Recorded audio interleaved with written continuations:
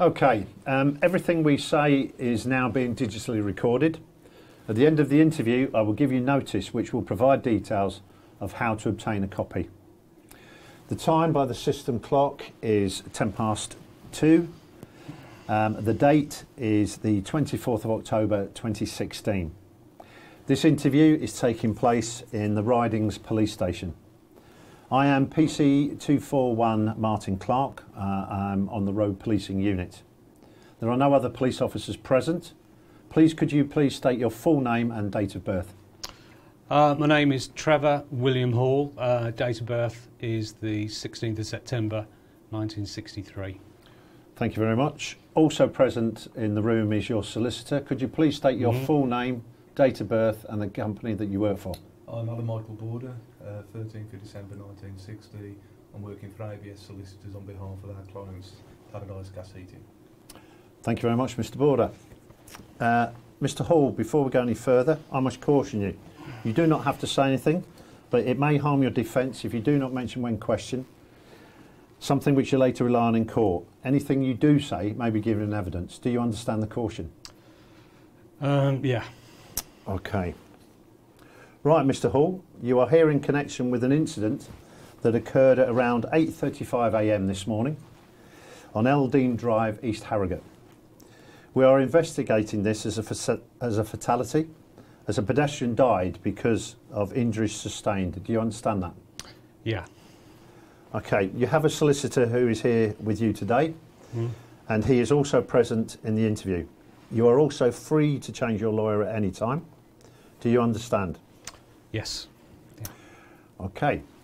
That's good, Mr. Hall, because at the conclusion of the interview, I'll remind you I will give you a notice explaining what will happen to the tapes and how you and your solicitor can get access to them. Do you understand? Yes, I do. Yeah. Okay. Yeah. This interview is to discuss you and your company's involvement in a fatal incident that took place this morning on Eldene Drive, involving a vehicle operated by your company and a pedestrian. I have some questions that I would like you to answer for me. Can you confirm that it was your company's vehicle that was involved in the incident, and also who was driving the vehicle? Yes, it's one of ours and it's allocated to Dean Martin and he's one of our engineers. Thank you. Is it you who is responsible for the operation of the vehicles within your business? Yeah, it's me, on top of all the other jobs I have. You know, it's part of what I do, it's part of the job. I have limited support in the office, so basically I just get on with it. We're not a big company, but we're really busy. Okay, so how many vehicles do you manage? Again, you know, all of them, really. They're my responsibility. We have 9 vans, 3 of them are a little bit bigger. They're for the big heavy jobs, and 6 normal service vans, and they're for the engineers, really. I noticed that your company has an operator's licence for 3 vehicles. How do you manage those? Well, they're the 3 bigger vans. They're a bit extra work to be undertaking for the operator licences. You know, things like daily vehicle checks, tacho downloads, you know, that type of thing. Perfectly honest, they're a bit of a pain. I should really chase up the defect reports and stuff around that. Mike, the boss, he does the O licence renewal. In fact, I know that was done earlier this year because he kept asking me questions about it. What about the rest of the fleet, the 6 smaller vans? Okay, well, they're not on the operator's licence, thankfully, so we just run them as normal. What do you mean by normal? Well, you know, they're only lease vans. You know, they look after themselves. What do you mean by that? Well, what we do, we don't actually buy them outright. We lease them with a maintenance package. I make sure they're booked in for a service, as I keep a check on the fuel and the mileage, then the lease company do the rest. Easy. They have a pack in the van with all the details, contacts, policies. We just fuel, insure and drive them. Tool of the job. That's what they're there for. So you personally don't treat the other vans the same as the O licence vans? No, they're just normal vans. Okay, do you check the roadworthiness of all of the vans, Mr. Hall? No, not really. I don't very often see them. Anyway, it's the driver's responsibility to check the vans and report it if there's anything wrong. You know, we give them defect books, you know, to do the walk around checks, make sure there's everything okay with the vehicles. Thinking about it, I should really take time out to check these defect reports. But, you know, again, I'm busy. You know, I haven't got time to do that. Okay, Mr. Hall. Well, initial reports on the van Mr. Martin used have highlighted illegal tyres and overloading amongst factors contributing to the incident. Does Dean Martin bring any issues to your attention about the state of his van? No, apart from Dean, he's a good lad, but he's forever wanting to change the service of the date. You know, I book them, he tries to change them. You know, at the end of the day, Dean's a good lad, but he says to me it costs him money if his van's off the road, even for a day. You know what it's like. I've tried reasoning with him, but, you know, Dean knows it all and you can't tell him anything anyway.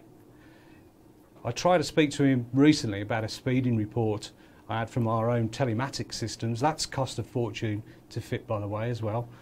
But Dean just came in, shrugged it off and said, big brother watching, you know. He knows he's one of our best engineers and he can't do no wrong. You know, at the end of the day, as I said, he's a nice lad. I do try to talk to him, but he's always too busy. Makes excuses. What about the comment on overloading? Well, the vans are well stocked with tools, new parts, piping, boilers. You know, the vans are pretty stocked up. I suppose when they're clearing out and taking away the scrap tanks, they can be quite heavy. Mind you, we instruct our engineers should always come back to the depot and remove the scrap to the pile at the back of the warehouse. I think Dean must have been going to do that at his next job. If we think a job is heavy, we normally put one of the 3 heavier vans, you know, the O-licence vans. But Dean's our best engineer and he doesn't have a licence for the bigger vans anyway. Okay, back to this incident.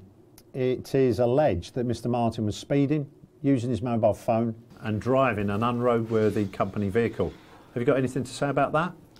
You know, as I said earlier, Dean's a lovely lad. It wouldn't surprise me that he was speeding. As I'm now aware, he overslept this morning. And I've said before, he doesn't hang around. He's got to get the job done, as the telematics clearly had shown. As far as the mobile phone is concerned, yeah, that was me.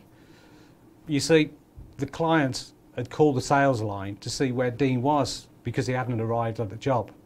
So I called Dean, you know, it rang a few times, then it cut off when he answered. A little later he called back to say he was involved in a bad accident.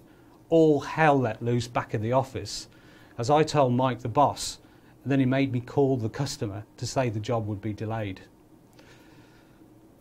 I didn't know that a little girl had been killed. I don't know what to say. It's terrible.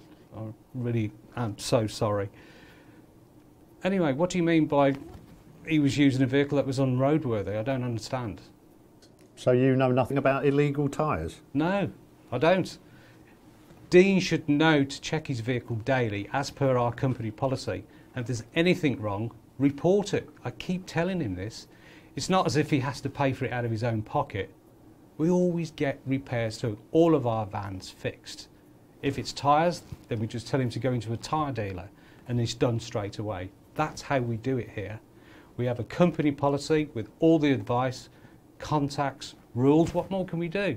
So there's no excuse on Dean's part. One last question, Mr. Hall.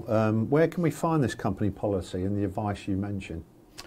Well, we have all our health and safety policies that we drafted up several years ago. We put a pack in each of the vans and the main policies are kept back at the office, I think. Okay, thank you for being so candid, Mr. Hall. That's all for now. We may need to speak with you again, as this is being treated as a work-related incident. Interview is now concluded at 14:20 hours.